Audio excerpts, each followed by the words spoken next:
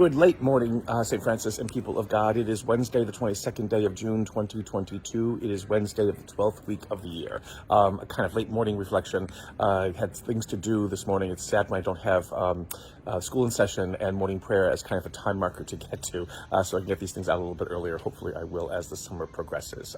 But in the courtyard of our school, the Franciscan school today, Vacation Bible School is midweek today on this Wednesday. But I was noticing the wonderful buds that have just become a part of our pomegranate trees here in the courtyard. So again, the pomegranate trees beginning their cycle of life as the summer begins. Yesterday, the first day of summer. This is the second day of summer. So in our readings today on this Wednesday of the 12th week of the year, we continue the saga of Israel in the book of Kings.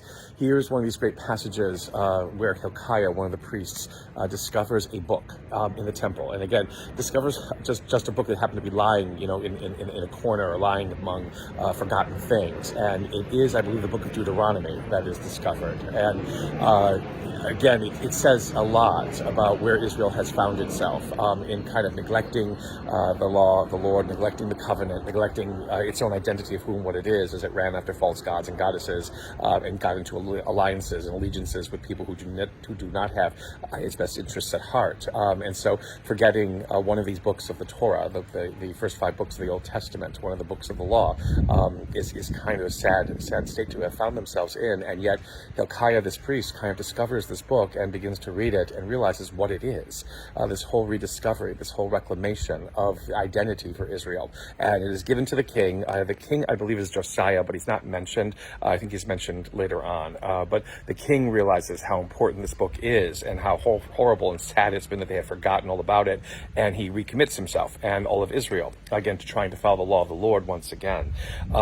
It's a wonderful story about, again, the many times in which Israel falls down and just picks itself back up again, and how God not just allows that, but how God receives that. And that is true of all of us as believers, to fall down again and again, but yet to pick ourselves back up again, to run back to God, and God who is always standing there with open arms to receive us. To never forget that, and to let that help us perhaps to keep moving forward in life, even when we think, that we have failed miserably in turn again and again. There's always the chance to pick ourselves up again and to move forward into the arms of God. That's kind of connected to maybe today's gospel, which is Matthew. Again, a continuation of Jesus's pithy maxims and sayings about what it means to be a believer in this world. And today it's beware of those who speak God's name, but really are not truly speaking God's name. The false prophets, all of those who have great ideas, but they're kind of meaningless and worthless. And the trick is always to identify that which is true and that which is of God is by its fruit that it bears. And the fruit that it bears is life. The fruit that it bears is love. The fruit that it bears is joy. The fruit that it bears is peace of mind and heart. Any kind of following, that says it is of God or it is of Christianity or it is of the perfect Catholicism, where people are morose and unhappy, where people are constantly second-guessing themselves, where people walk through life without any kind of enjoyment of the world around us, is not from God. Although it may seem to be, although they may proclaim themselves to be, they are not from God. It is enjoying life. It is embracing creation. It is embracing all that God has given us in this world and living a life of joy and life out of that. To be life-giving is the truest sign of what comes from God and what resides in God.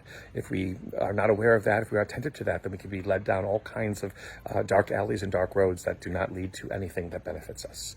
To be a person of life and faith and hope in this world, to be a person of joy in this world, to be a person who embraces this world is the surest sign of God at work in this world. And may the Lord give you his peace.